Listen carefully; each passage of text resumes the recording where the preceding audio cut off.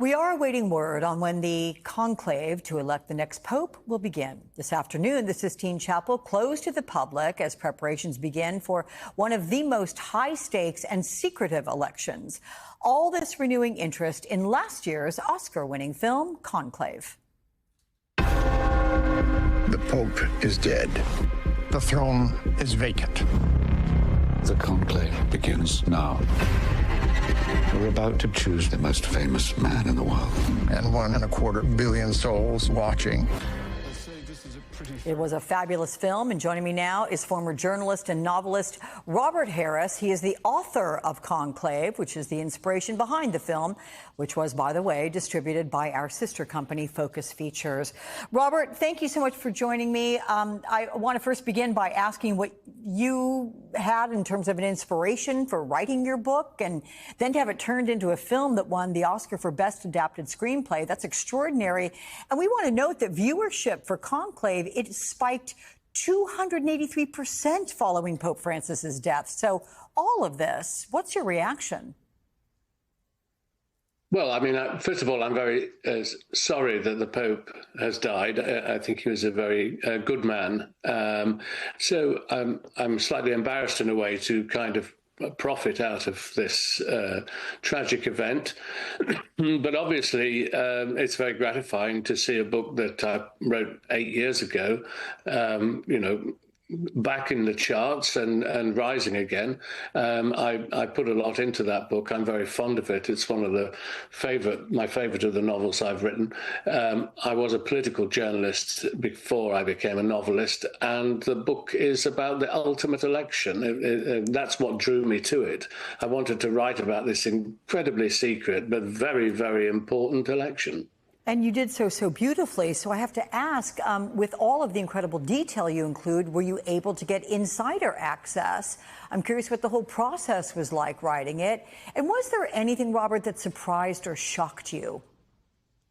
Well, I wrote to the Vatican and said that I wanted to write a novel about the conclave, and all I asked for was to visit the scenes inside the locations, and they very kindly agreed to that. So I went to the Casa Santa Marta, which is where the cardinals will be staying once the conclave begins, with their phones taken off them, shutters sealed in all the rooms. I saw the Sistine Chapel. I saw the Room of Tears, as it's called, where the Pope, when they've been elected, goes to be dressed before their appearance on the balcony overlooking St. Peter's Square. I saw the Pauline Chapel and the Vatican Gardens, all that sort of thing. So they were incredibly helpful.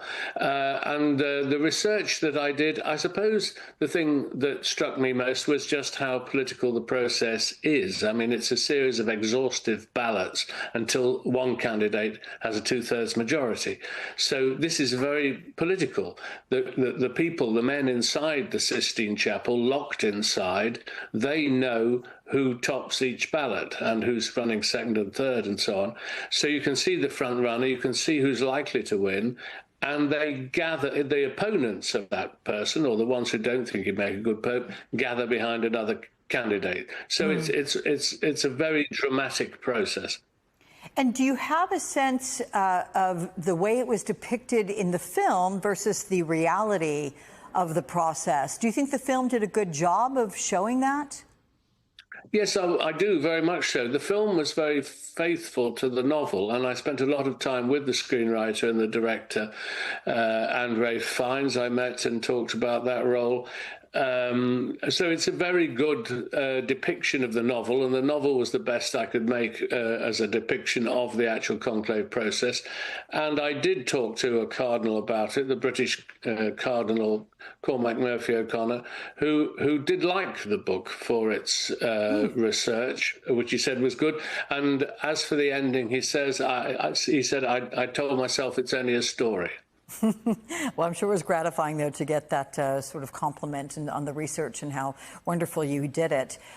We know Pope Francis was the first non-European pope in over a millennium. And both your novel, as well as the film, emphasize how there seems to be a big push for the return of an Italian pope.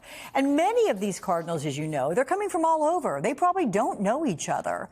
How likely is it, Robert, that there's going to be alliances forming right now? Yeah, well, yes, there will be. There'll be alliances chiefly to do with doctrine and attitude to social questions.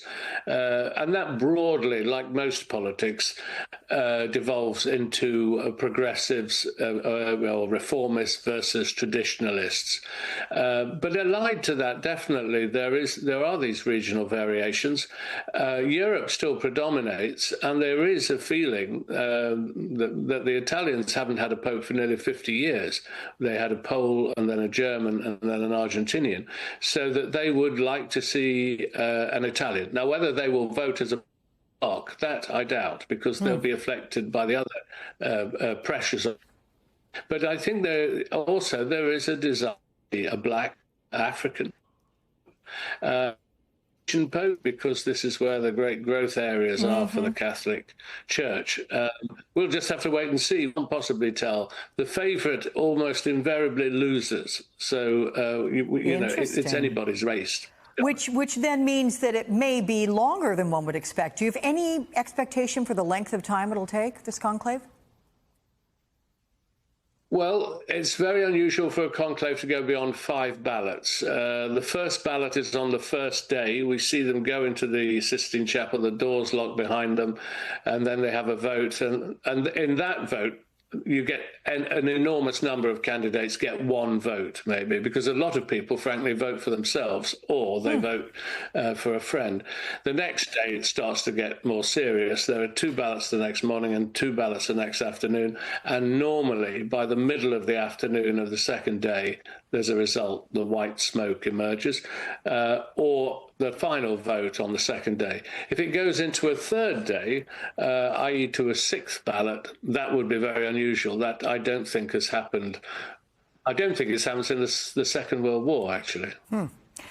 I'll tell you, Robert Harris, celebrated author of Conclave, it's been very lovely speaking with you. Thank you so much. The book is fabulous, as you know, from so many sources beyond me. Appreciate you. Thank you. Very nice of you to have me on.